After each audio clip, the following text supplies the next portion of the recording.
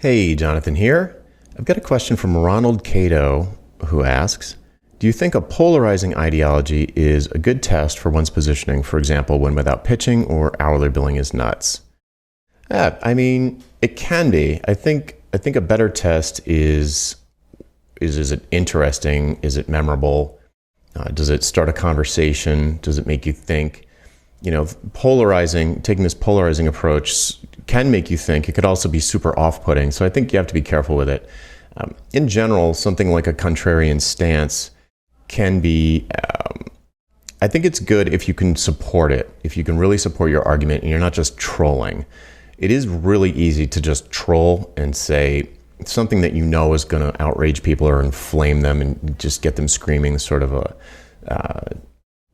but I feel like it will backfire on you if you can't support it with real good reasoning. So if somebody comes to me and says, oh, what's really so bad about hourly billing is nuts, I can talk for 60 minutes and give 12 reasons why hourly billing is crazy. Like I really can I can point out why it's bad for the person who's selling, the person who's buying, and the project itself.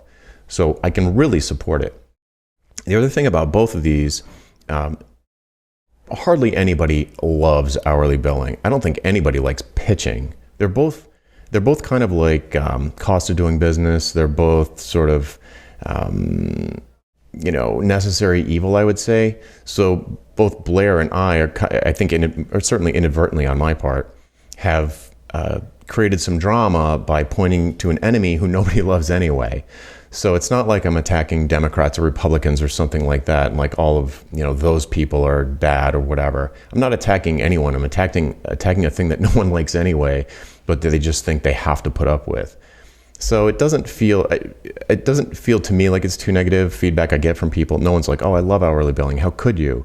I imagine Blair's had the same experience. Blair ends with Win Without Pitching has probably had the same experience where people just don't like it. They just feel like they have to do it. So when someone hears like, oh, wow, there might be an alternative, which both of these titles tell you, or both of these positions say, it's like, you don't have to pitch, but you can still win business. There's another way besides hourly billing. Hourly billing's crazy. I think those kind of thread that needle between being a little bit, I don't even think they're outrageous. I think that they're probably thought-provoking, and it makes you interested. It makes you want to learn more. And that's the point.